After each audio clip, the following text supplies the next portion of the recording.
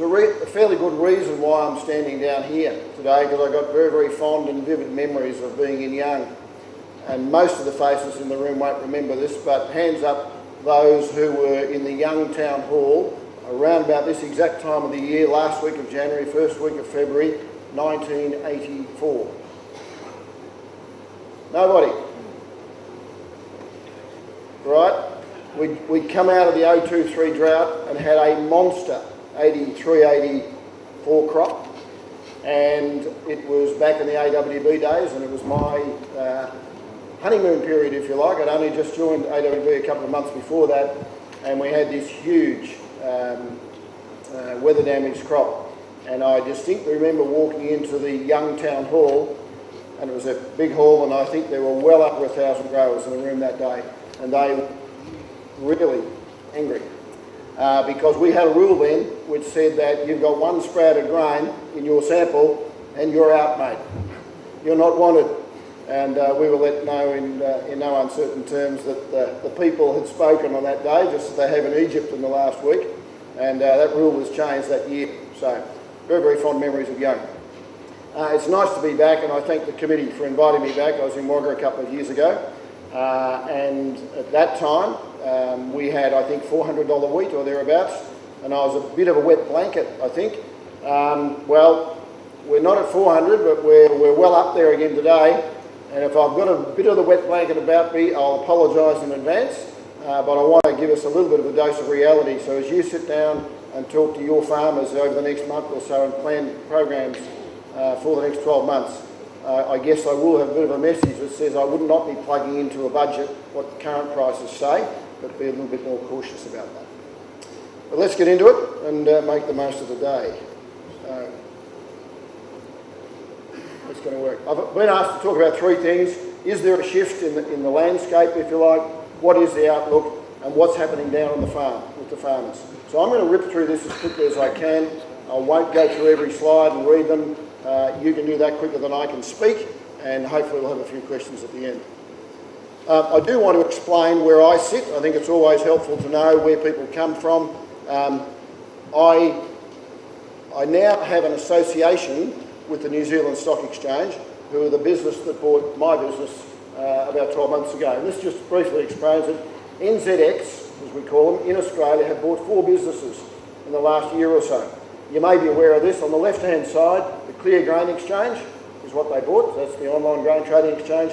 On the right-hand side, we have what we call a Grains Information Unit, and they bought 3 businesses on that, what we call GIU side. And this is what makes up the Grains Information Unit. The old company that I used to have, Australian Crop Forecasters. I think I can use this button. Yep. Pro Farmer here, which was a grains newsletter. Some of you are probably subscribers. And Callum Downs, which was Malcolm Bartholomeus' business. So all of those 3 businesses are rolled into one. This is not an advertisement for any of those. I'm just explaining where I sit. And that is that I'm an independent consultant to this group now. They asked me to do a couple of days a week in the first year or two in handing over my business to them. So I'm not here today on their behalf. I'm standing in front of you just as an individual and still having my own private consultancy. I think you might have seen this slide 2 years ago. I think this is important. A lot of people are, gee, what's going to happen? And traders are all about today, tomorrow, next week. I'm trying to present a slightly longer term view, and certainly at least for 12 months and maybe beyond that. Just have a look at that.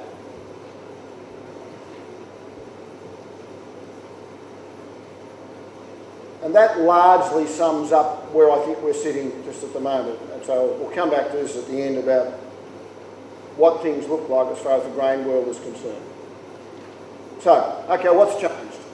I don't think a lot has. At the end of the day, supply and demand for food commodities is what drives prices.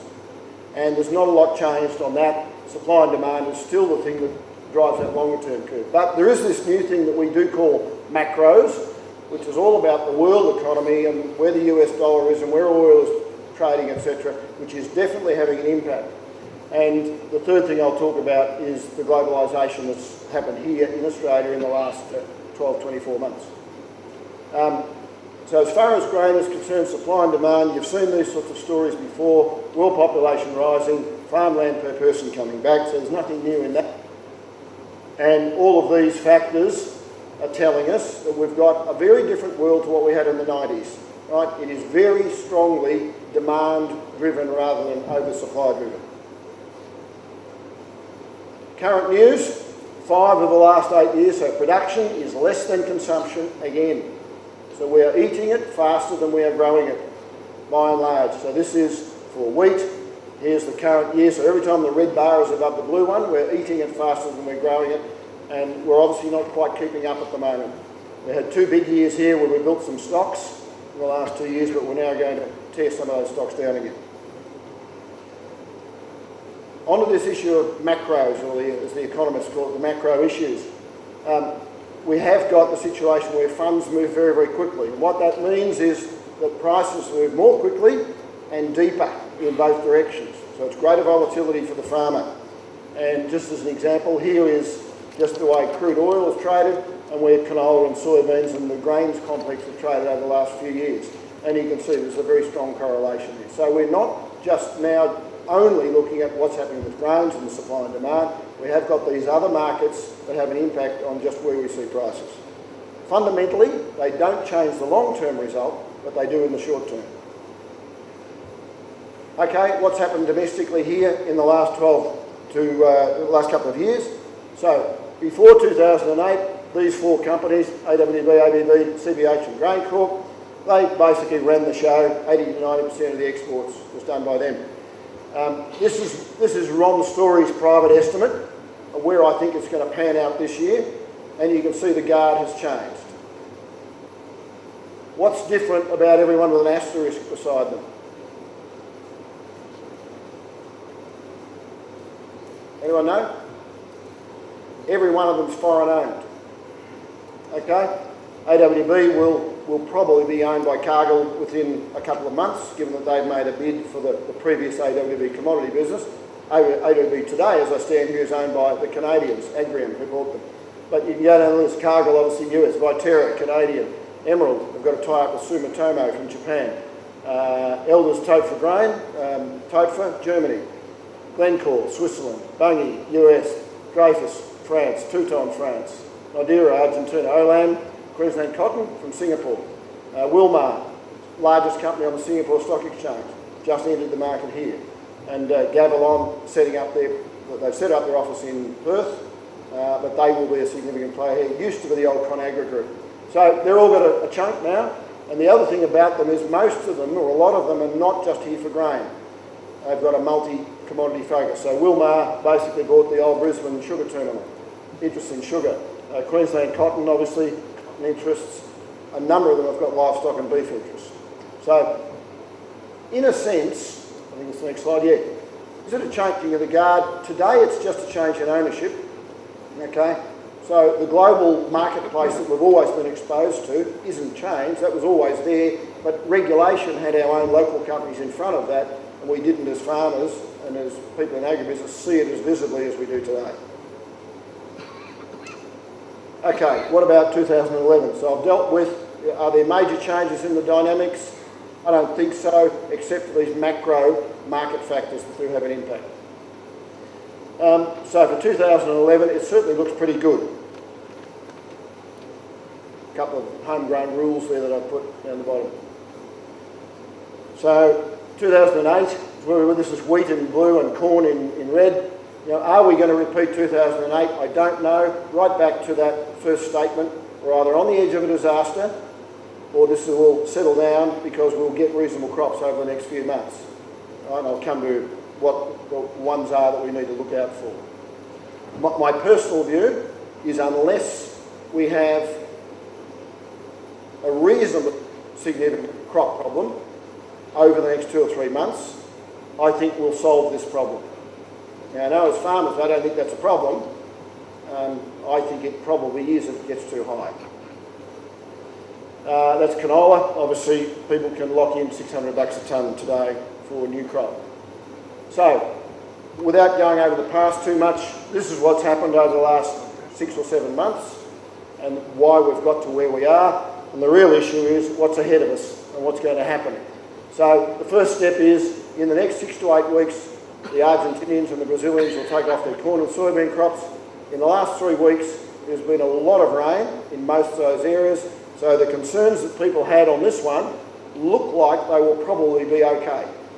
Okay, so I expect, unless it turns hot and dry again, we have got 6 to 8 weeks to go, that this one will probably calm down.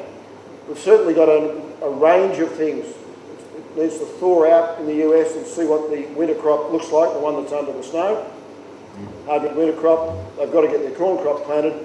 And just in the last week, we're seeing more and more indications of a problem in China. My grey hair tells me that we regularly see problems in China around about this time of the year, and it's not doing a whole lot of harm, is my understanding, just yet. If it persists for 3 or 4 weeks, they have a major problem. All right, so we do need to wait, I think, another 4 to 6 weeks in China to see whether it really kicks into gear. If it does, then that disaster scenario I talked about prices going up maybe through $10 a bushel again, could well re-emerge. And then we've got a little bit longer to see what happens in Canada and Russia. So, just repeating myself here, if we've got a hiccup, yep, prices will go higher, no doubt about that. But every farmer in the world can see these numbers, and they will plant fence to fence, no doubt.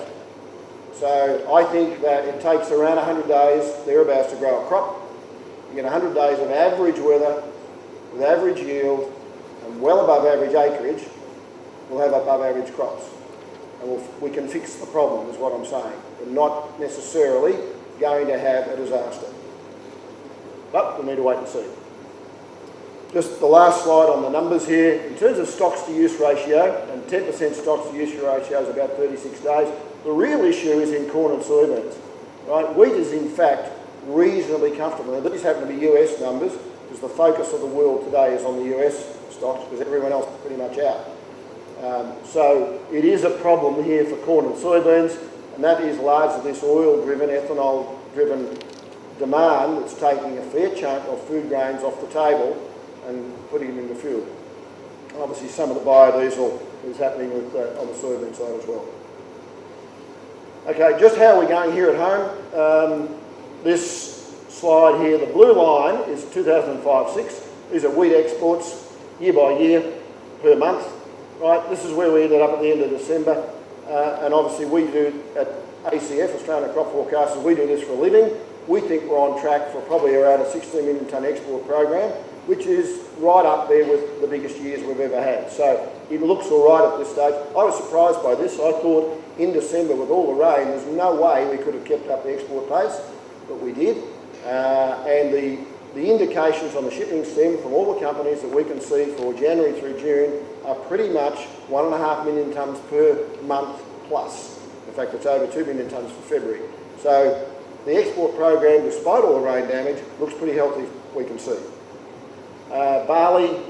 Canola, we think also probably tracked pretty much in that direction. The orange line is 09-10, when we had 1.2 million tonnes of canola exports, so it's probably going to track around about there. Barley is off to a slower start down here, but we think that'll probably improve. We may in fact get up here more into the 05-06 territory there as well. So in Australia, exports, despite all the rain damage and the floods, etc., look as if they might get out of jail at the moment. Containers, last word now on the numbers, and that is that container trade over here on the right-hand side, in Australia, we've averaged, this is the last 4 years here, we're doing 2 to 2.5 million tonnes of wheat in boxes. Staggering figure. Right? I personally thought that this would drop back as we got bulk deregulation underway in the wheat market, but it hasn't happened. The customers are saying, I like getting it in boxes. We might have some questions around that later. Melbourne is the big export port for boxes, but obviously New South Wales is reasonably significant as well. Closing comment on this local situation here as far as feed wheat is concerned. It's the topic of conversation this year. So I just thought I'd put up these specs about what do we mean by feed wheat. So ASW we all know about, GP1, stock feed wheat 1, AH9 and Fed 1. And you can see the different specs. What is staggering me is this line. Not so much over here, $70, $80, $90 discount below ASW for feed wheat, I can understand. What I don't understand is a 30 or 40, it's actually, that was last week, I think it's back close to a $30 discount today. A $30 discount below ASW for GP1. Yeah, I don't understand why that's so high, why the discount is so high, given that it is a milling quality product of 240 nano. You people have probably seen what the sample looks like more than I have, and maybe it looks a bit grey and doesn't look all that good, but from a milling point of view, given the shortage of milling wheats on the world market, I would expect, so here's the first Ron Storey prediction of the day. You know it's wrong because it's a prediction, but I reckon that spread has to close up between GP1 and ASW, because there's no doubt the exporters will be buying that stuff and most likely blending it. So, closing comment about what's happening here locally. I wouldn't be sitting on unpriced grain. My own sister rang me yesterday and said, what do I do? And I said, have you sold any of your wheat? And she said, no. And I said, you're a bloody idiot. Right? I said, do not sit there and think that this is just going to go higher and higher. At least sell half your crop if you've already got it sitting in the bin now at these prices. Right, my last point then relates to this issue of what's happening down on the farm. And I'll just cover these 4 issues. Oh, sorry, just before I go into that, we conducted our own internal survey last year on what do farmers think about grain marketing, and that's what they told us, basically. We find it bloody time consuming and pretty difficult. But our observation when we watch what they're doing is that they're actually coping with it very well and doing a pretty good job. Whether that's because they're subscribing to good advisors or not, I don't know, but that's what seems to be happening. Now, what is happening? Big shift to warehousing, right? Growers are almost no longer selling grain at the silo. 80 to 90% of it on the weighbridge goes into warehousing. But at least half of it looks like it's being transferred and sold within 30 days. So obviously the behaviour is harvest it, get it off, get it under safe storage, get harvest finished, then go home and think about marketing. Pools are hanging around about 10% of delivery. Last year, pool deliveries kicked up because I think prices went down and farmers thought, well, it can't be this bad. Pools might pick up some of the upside. But this year, with cash prices high, 2008, with cash prices high, a big shift to cash. Comment on this one here. One of the things that happens in our office at ProFarmer is that we collect prices from every trader, at least 10 or a dozen, every day of the week, and put them out in a daily SMS and email. And what we notice is that the prices that the traders put up at the silo, cash at silo here, CAS, right, are lower than the bid sheets they give us. So what that says is that when the traders have to put a cash price on the blackboard at the silo, they take a little bit more conservatism because they've got to put the number out there. They don't know how much they're going to get during the day. They can't pull the price, right, because it's up there for the day. Whereas ringing them on the phone directly with the bid sheets, they can say, okay, I'll take that. It might go up $1, come down $1, but at least you negotiate a bit. So just, I think, an interesting observation as to what's happening with the blackboard price versus what they actually put out in the sheets. Price volatility, the second point about changes in behaviour, right? The growers are now obviously seeing this daily variation in volatility. That's brought an increase in advisors and brokers. They're confused by it. It's down $20, up $20, and literally the moves can be that high within a day. There is an increase in online volumes, and I'll show you just an indication of those in a second. And there are a lot of people seem to be tagging onto the daily SMS services and getting those prices on their phone. As I say, with the service that's run out of the ProFarmer office, our phone starts to ring at about 10 to 2 if the SMS hasn't gone out. They really seem to start relying on getting that SMS around about 1:30, 2 o'clock every day. Just a couple of slides here, not to put an advertisement up for the Clear Grain Exchange, but just to indicate to you what is happening with online trading. It is a tiny percentage still very, very small overall, but this is the direction over the 3 years. That's in terms of tonnes. They've done nearly 500,000 tonne. In terms of dollars, just $100 million worth of turnover, again, the direction. Number of sellers, so a lot more growers starting to log on and use it, obviously, over 16,000 now. A lot more buyers as well, so over 126 buyers on the system. and more port zones and more sites. Already this year, we're above what they were for the past. So it's pretty broad-based, but again, the volume is still today a low number. My final point about what's happening out on the farm, it relates to on-farm storage, and I'm not going to make myself that popular if you've been an advocate of spending a lot of money on on-farm storage. But a tremendous investment in on-farm storage in the last 10 years, as we all know, and I think that we're reaching, personal opinion, I have evidence to back this up, that we might be reaching some sort of a limit. There's clearly a huge opportunity to do this and invest in on-farm storage because of the size and the growth in the domestic market over the last 10 years here, particularly in New South Wales and Victoria and Queensland. We may be starting to reach a natural level to that, is what I'm saying, because with deregulation, the opportunity to capture the prices that farmers are now looking for with the volatility is much less if it's in on-farm storage than what it is if it's in the central system. Because buyers who are going to say, yep, I'm in the market to buy today, they want to get it now, they want to have a quality certificate and a title certificate that says by 5 o'clock tonight I own it. And you can't do that with on-farm storage. So, I'm not trying to bag it, I'm just trying to put it in the context of the reality of what growers I think now face. So, quality risk, I'm a bit worried about this year. So much moisture around and just the way grain has been put in sausage bags and things all around the place. What it comes out like with the humidity we've had is a question mark, so I need to watch that one. I've already spoken about the market access, so I am, perhaps I'm challenging some of the popular mythology.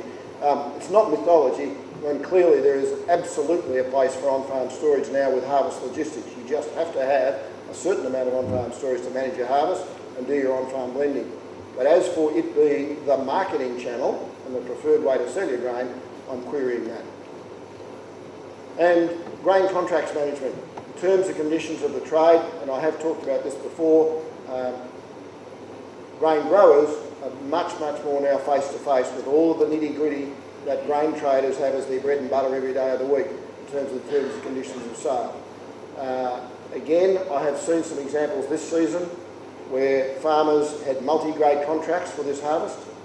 They did the very sensible and right thing, and they delivered all of their feed wheat against their multi-grade contracts. Most of those multi-grade contracts are written early in the season with a $20 or $30 discount for feed wheat, whereas by the time we got the harvest, we had a whole lot of feed wheat and the spread was $80 or $90 or $100. So they said, okay, I'll deliver all my feed wheat against the multi-grade contracts, and if I haven't got feed wheat, I'll go and buy some and deliver it against my contract. Now, growers have done that. In doing so, they have brought themselves face to face with some of the issues about contract detail. So they've done the right thing, but if they then picked up the phone and said, oh, by the way, my harvest is late, delivery date was 31 December, can I have the 15th of January? The buyers were within their rights to say no. So knowing all of those details, that's just one little micro example of some of the things will unfold. I think, by the way, multi-grade contracts they'll still be around, but the traders are taking an absolute bath on that this year, having bought it at $20 or $30 discount, and it's actually worth a $100 discount. So next year, I suspect the multi-grade spreads will be much wider than what they were this year. So, summary, looks pretty good, right? Good spot to be in grain. If I had $1 million worth of superannuation money, would I put it all in the grain market today? No. But I put some in there. I think it looks all right. I've talked about the macros, and the market is moving further in each direction more quickly. 2011 is strong, but don't sit there and say it's just going to go higher. Growers are changing their behaviour. My last point is, have we got a food crisis or not? I think last Tuesday night there was a show on SBS called The Future of Food. Anyone see it? A few people saw it. And I think the follow-up might be on tonight, is it? I think it's a two-part. I think it might be on tonight. Basically, if you saw that show, it says we're running out of food. We've got a major food crisis. Again, a throwaway Ron Storey comment. I don't think we've got a food crisis. I think there's plenty of food. I think it's more a question of what the world eats rather than how much have we got to eat.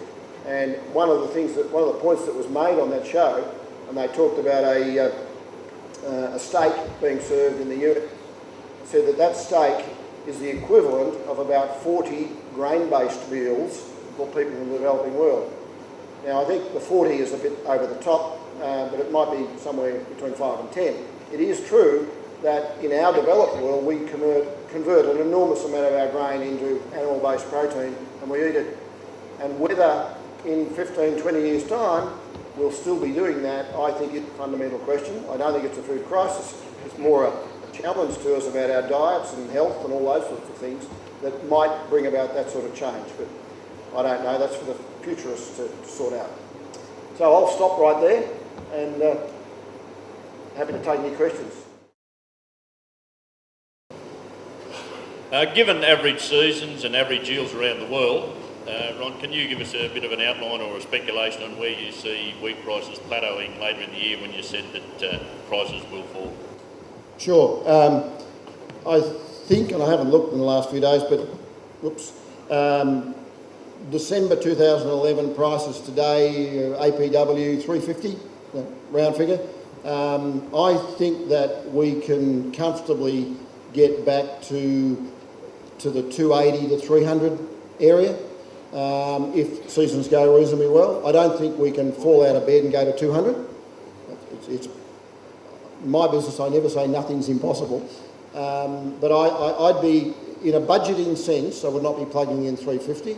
I think today, 280 to 300, I'm talking about a delivered port APW type number, is a good, reasonable, conservative budgeting place to start. Is that okay? Ron, John Simpson, just a question on the with the proliferation of new grain traders. Has the pendulum swung back in the growers' favour in regard to defaults, and if that grain is still in warehoused or still in a central storage, has the situation changed where the grower's still got some chance of recouping his money, or is the ownership as it stands at the moment changed at the point of sale? I think that the evidence since deregulation with more players and the way that the harvests have unfolded, I think there's no doubt that the farmers, in my view, have got more power than they thought they would have. I think there is still a difficulty. I'll get nice and political and sensitive here. I think there is still a major difficulty for farmers right around Australia with the level of information control that the I'll call it four major bulk handling companies have. I don't understand why it is that when 90% of the grain is going into warehouse, that the only party down the east coast that knows where that is, what it is, who's got it, is one party, when it's your grain. So I think there is an information capture issue which puts a disproportionate amount of power in the hands of those who store the grain. I have absolutely no difficulty with people taking out their own chequebook and writing out a cheque to buy grain, and if they've spent their own money to buy it, they can keep all the information they like. But when they haven't put any capital on the table at risk, and all the risk is with the growers, then in my mind, greater transparency about what's available, and I'm not talking about your individual or every individual grower's details, none of that. I'm talking about aggregating the data up so that we have an idea of there is 7 million tonnes in warehouse. It is made up of this much prime hard, maybe by port zone.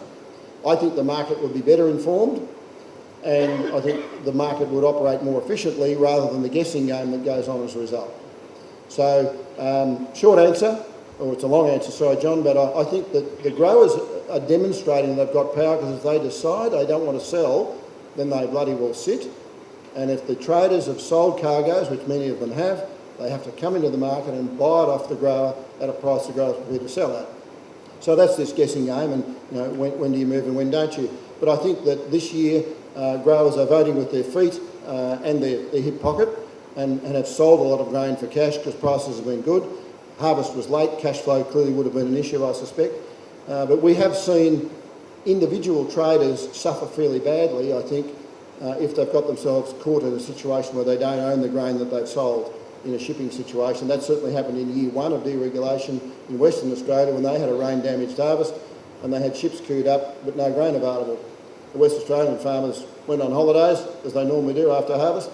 They said, to bugger you, we'll go and sit on the beach for a while and we'll sell it when we come back. And the market probably went up by $20 or $30. So, yeah. Ron, Peter McNamee from Wagga. The point you made about farmers not being able to get an extension on a contract because of the late harvest, a number of our clients were able to claim force majeure with a GTA multi-grade contract because of flooding. So I suppose there's grey areas and then there's black and white areas. You would want to amplify that at all? Yeah. Look, I'm not a contract expert, but I think that there is a fair amount of misunderstanding around what's called the force majeure clause, which largely means act of God. Force majeure clause has nothing to do with the ability to cancel the contract. It only relates to an extension of the time in which to perform the contract if there is an event that occurs outside or there's an event that occurs which is deemed to be an act of God, and whether, in terms of drought, in other words loss of production, is specifically excluded as one of those acts of God. So I would have thought in the case of floods, where maybe there's a bridge washed away, there's an inability to get on farm to get the grain, that would constitute a force majeure clause, a legitimate force majeure point, and you would be able to gain an extension on the contract, I would have thought, but so I'm no expert in it. Any further questions of Ron? We've got time for a couple more. Just while that microphone's going over there, can I just have one extra plug? I neglected to say this at the start. I'm a bit dirty. I'm not being here tonight for the AGT, Australian Grain Technologies drinks. We're paying for them, so please enjoy it. But I've got to get back to Melbourne tonight. But I will say, please find Jim Lamb. Where are you, Jim? You in the room?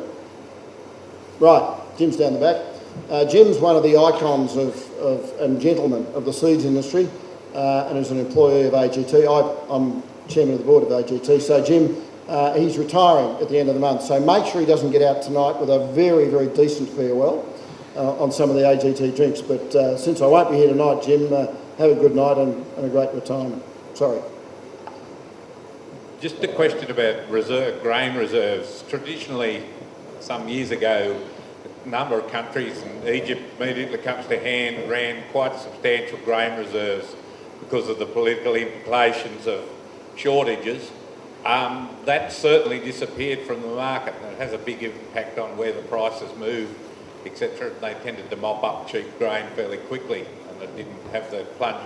Is that going to change with the obvious political implications that's sort of mentioned in China, in the Middle East, about that part of the problem? And we're seeing those countries and even government people buying farms ostensibly for reserving purposes. Is it going to impact on pricing?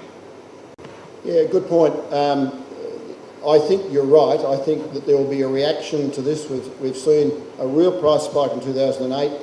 We're seeing another one now, and I think we'll see governments of the more centrally planned economies move back to having greater reserves than what they have in the past. Just a point on the current reserves, China, for example, is reported to have 60 million tonnes of wheat in stock. Now, that's a pretty healthy reserve, although in a country like China, at the rate that they consume it, it wouldn't last them perhaps all that long.